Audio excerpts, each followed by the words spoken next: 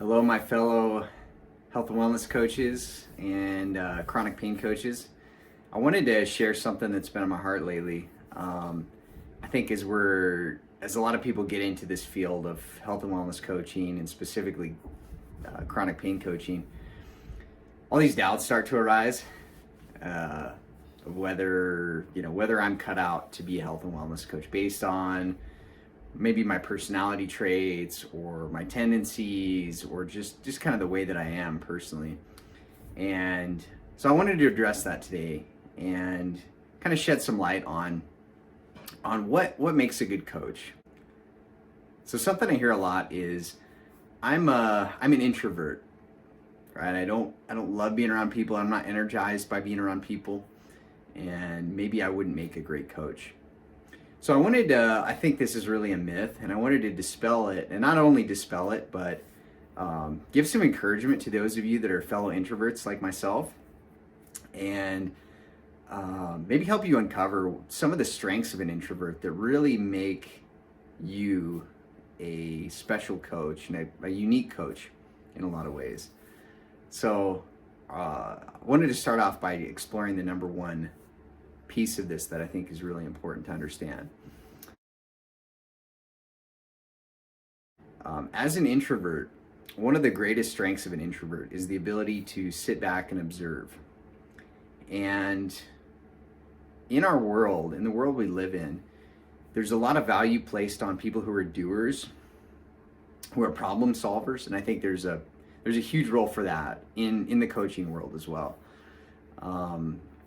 But an introvert may not be someone who is really gifted at solving problems or doing an action that really leads to some kind of long-term result. And I think that makes for an excellent coach, right? Because a lot of our clients, the people that come to us for help with their chronic pain, have been through every imaginable treatment, right? Where someone who's a problem solver, right, a specialist, a doctor, physical therapist, hasn't been able to really help them crack the code to their own pain and suffering yet. And I think as introverts, we're especially gifted in the ability to, rather than jumping ahead and trying to solve a problem right away, we take the slow road that is really led by this ability to sit back and observe and actively listen. And instead of trying to prescribe a solution, we are really gifted at listening with empathy and allowing this person to come up with solutions on their own, right, in their own way, in their own time. So the number two character strength of an introvert is, I think as an introvert, we're really gifted at being able to focus on one thing at a time. And so often our clients come to us with 5, 6 different problems, right? Their finances are in chaos because they're unable to work. So not only are they financially struggling, but they've lost their purpose and meaning in life that was attached to whatever job they had.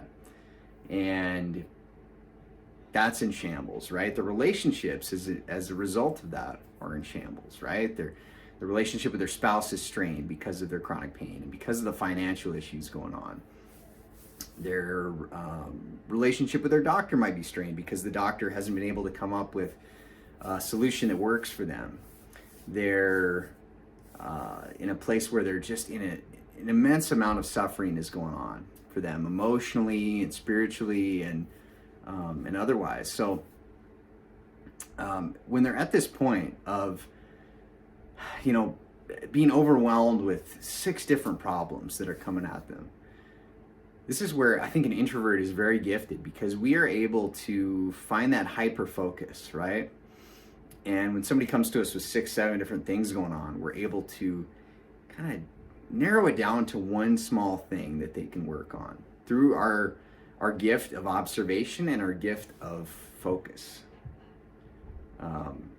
And I think that's so key for somebody that has chronic pain, because if they're focused on 6, 7 things at a time, they're not going to be able to find that lasting change, right? We know that lasting change happens one little piece at a time, one little step at a time.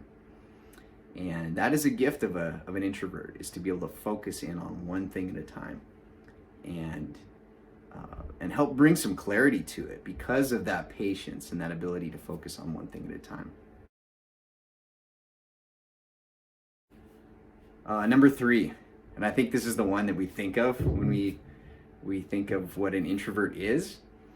So personally, I'm very introverted, and just getting the nerve to turn my camera on and become the center of attention for a little bit today was a little bit of a challenge, I'll admit. Introverts don't like being the center of attention. We don't like being judged or observed, or we don't like the spotlight shown on us. We'd much rather kind of extend that attention to someone else or something else, right? So that is the gift of an introvert. And I know we don't always think of it as a gift because we live in a society where there's a lot of value placed on being able to be the center of attention, have all the solutions and all the big answers and all the wisdom. But as an introvert, right, we're really good, and we really prefer to take the attention that otherwise would be on me personally and shining it on somebody else, right? And I think that's the gift of coaching, is giving someone some attention, giving them the spotlight, highlighting where they are in life and where they want to be, and helping them move through the steps to get there.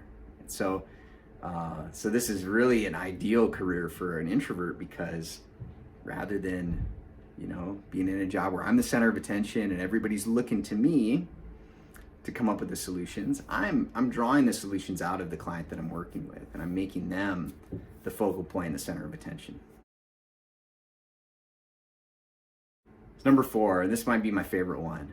I think as a whole, in general, an introvert is really gifted at valuing kind of the philosophical and the spiritual over the materialistic.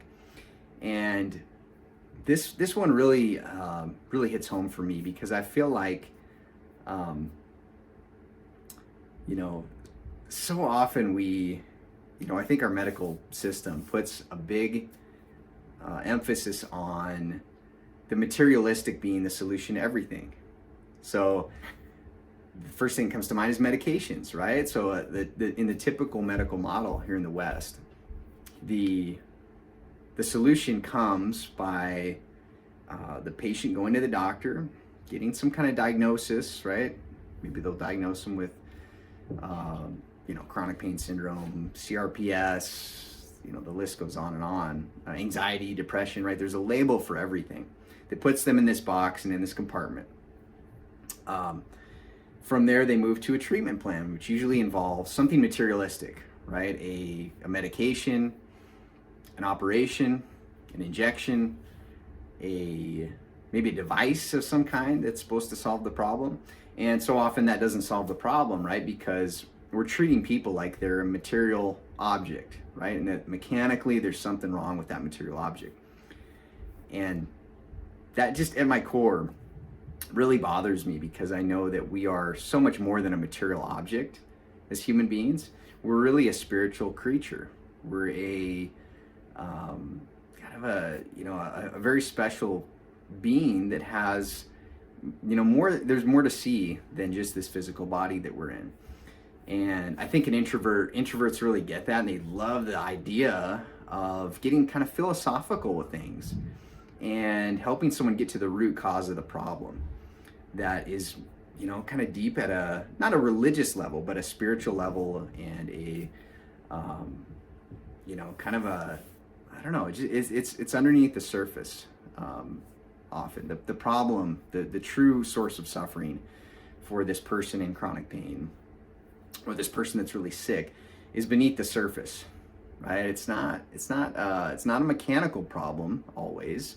It's not a problem with the tissues, but it's a problem with the whole person. And an introvert is really curious about that, and is able to, instead of just seeing someone as kind of a material object, is able to really see them as a whole being, right? That has all these moving parts that are interconnected, and that goes all the way to the level of the soul, right? So introverts are very deep thinkers, I think, in general, and we're able to kind of bring it down to that deeper level, and pull that true self out of that client that we're working with, and help them discover that true self. And I think when you can do that, you can separate the mechanical issues, the sensation issues that someone is having, from kind of the suffering they're having at a spiritual level. So that's another piece of this that I think is really important.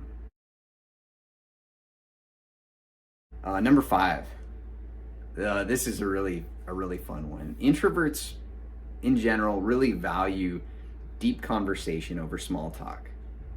And if you're an introvert, you probably get this, right? I know for me, one of my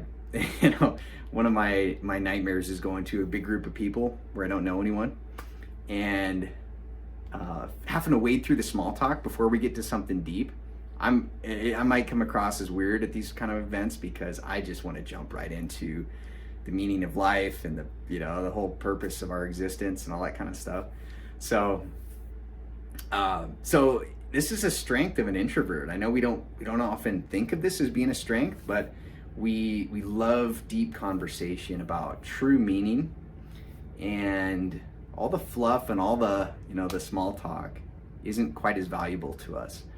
So as introverts, this is a real gift, because in order for someone to truly heal, I think we have to have a deep conversation about what is truly going on. And this goes back to the previous point, right? That an introvert really is good at tapping into more of a philosophical and a spiritual piece of existence. And that is true for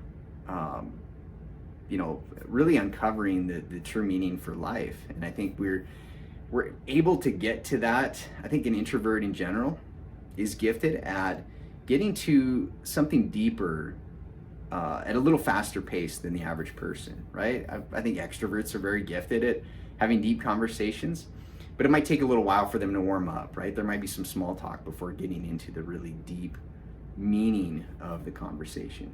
And an introvert is just gifted. I think we're just naturally inclined to dig deep and find that deeper meaning from the get-go. So that curiosity and that wanting, that desire to seek the truth and find it, that's at the heart of the abilities of an introvert. All right, finally, number 6. I think one of the amazing gifts that is part of being an introvert is being really gifted at creativity and intuition.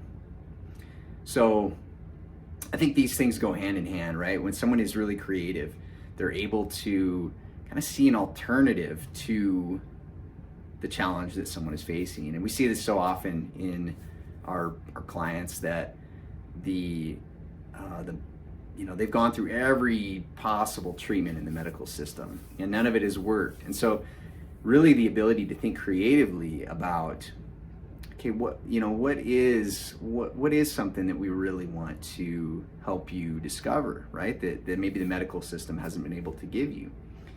Along with that, I think something that fuels creativity is intuition, right? Leading with the heart rather than with the mind or the thoughts. And being able to just kind of sit in silence or in kind of a calm level state, and allowing that energy to come to us, right? Rather than trying to pursue it and find it. And if you've ever been coached before, you know what this feels like, right? That rather than, trying to seek out a solution, right? We're kind of sitting with it a little bit, right? We have some time to become aware rather than becoming maybe knowledgeable or filling our head full of the knowledge that's going to fix us, right? Rather than that, we're tapping into a different energy, which is that intuition, right? Kind of leading with the heart and learning to understand things in that way. So that's the final, I think the final piece of it is just the strength that an introvert has in being able to tap into that intuition, which for a lot of people doesn't come naturally. But I think most introverts really have that.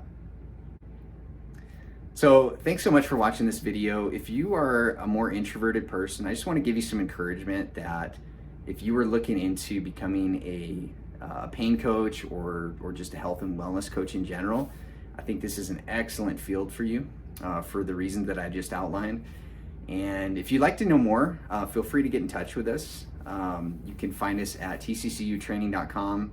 Myself or our program director, Kendi, would be really happy to kind of talk through some of this with you on a personal basis and just explore whether or not this is a good career fit for you. I know anytime we make some kind of a career change or maybe head in a different path or look for some continued some educational opportunities, sometimes some doubts come to mind and we feel like, man, I need someone to help me kind of walk through this. We're here to really help you with all that and help you uncover the career path that's really gonna not just make you happy, but really just fill you up, right? Fill your soul and your and give you some purpose and meaning in the career that you're working in. So yeah, we're happy to help in any way we can. Again, thanks for watching. I hope this, if you're an introvert, hope this gave you a little bit of encouragement. If you're an extrovert, stay tuned for our next video. We're gonna come out with a video fairly soon here that kind of outlines the strengths of an extrovert and how, a lot like I did today, we're gonna outline how an extrovert can really thrive in the field of health and wellness coaching, because there's a lot of strengths that extroverts have as well. So again, thanks for watching. We'll catch you on the next one. Take care.